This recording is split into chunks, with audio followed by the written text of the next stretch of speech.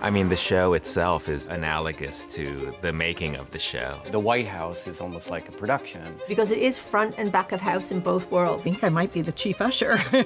That would be A.B. Winter. Where's A.B.?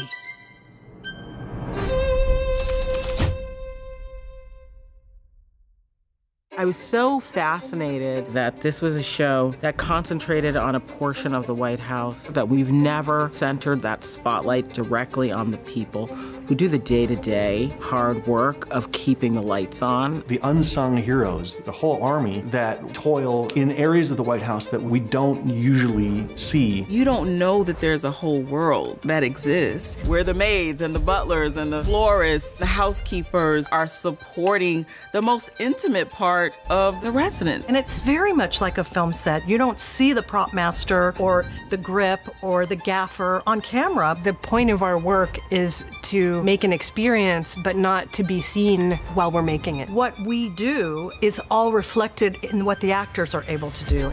There is a feeling you sometimes get when you have a job, when you feel like you're a part of something to the point where it doesn't feel like a job anymore, okay? It's weird, but you're just like into it. My grandmother worked at the White House for many years. And even when I did the audition for this, I started out by thanking Paul and Shonda for even doing a story about the regular people of Washington. When I grew up, our home was filled with the White House. We would have pictures of my grandparents with all the different presidents. That was so much a part of the pride in our household.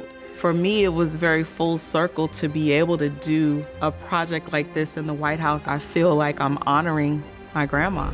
I started working at a Waffle House when I was 17, and all I ever thought about was working here.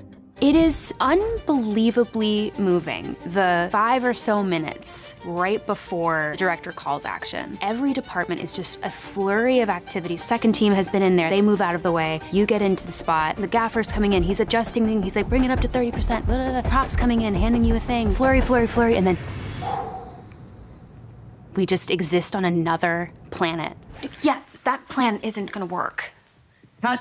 Our show has an incredible cast, but the show also has an incredibly talented crew, some of the most talented people I've ever worked with. There are 3 rules for working in the White House. I'm told that if you're a chef, There's broken glass! you have a document and an agenda for a big party like a state dinner that's called run of show. What that means when you're running the party is you know how many waiters you're gonna need when and how many people you need to plate 86 things and take it to whatever. And that does sort of resemble our labor as film crew workers. Everything is seamless on the set. Most of our job is just communicating and making sure everyone knows what's happening at all times. This is not just about moving tables around.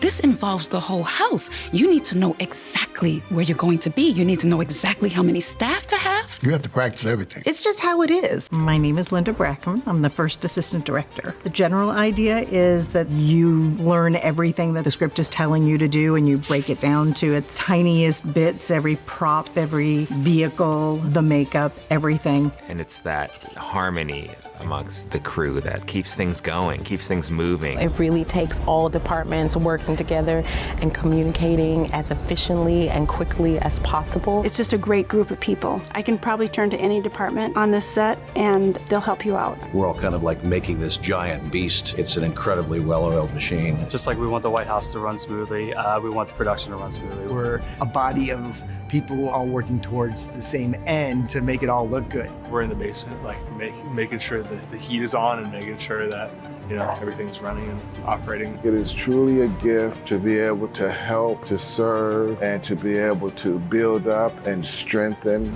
one another. We're all specialists in what we do. If someone doesn't show up one day, it can really complicate things because, you know, such and such isn't here. Who knows how to do their job? And everyone's like, We should not be doing anything that brings this house into disrepute. I don't know what that means.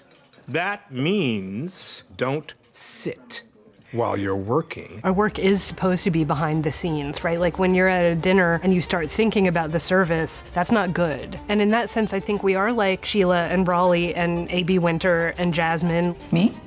You.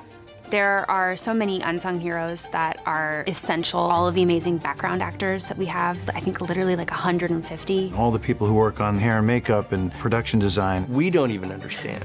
Prop makers, plasterers, painters, 200 craftsmen. All of our amazing grips and the camera department and our focus pullers and our wardrobe department, bringing me some like slippers in between takes so that I don't get blisters on my feet from my heels. Just like really thoughtful. All of this is a tribute to the artists who make this show and beyond, because they're able to focus their attention on the one thing, and that's how this particular look is going to be. It's a particular way the lighting has to be to the motion of this camera that sometimes is on a dolly, sometimes it's Steadicam.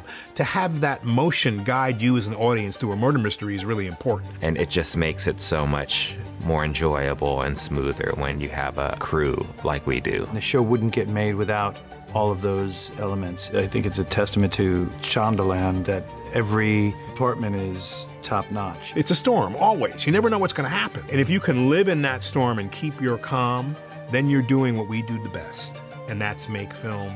These little movies each week that will be combined into 8 episodes of one of the greatest murder mysteries you will ever see. You got some stuff you can cut together, maybe? I think I need to leave you. Okay. Thank you, guys. Oh, you guys, I hated doing that. Hey, you guys, thank you so much for rooting and pulling for me. You know the funny part about it, it is amazing how I can do this with my eyes closed and with no hands, to be quite honest. But to sit there and to describe what I do, and it's humbling.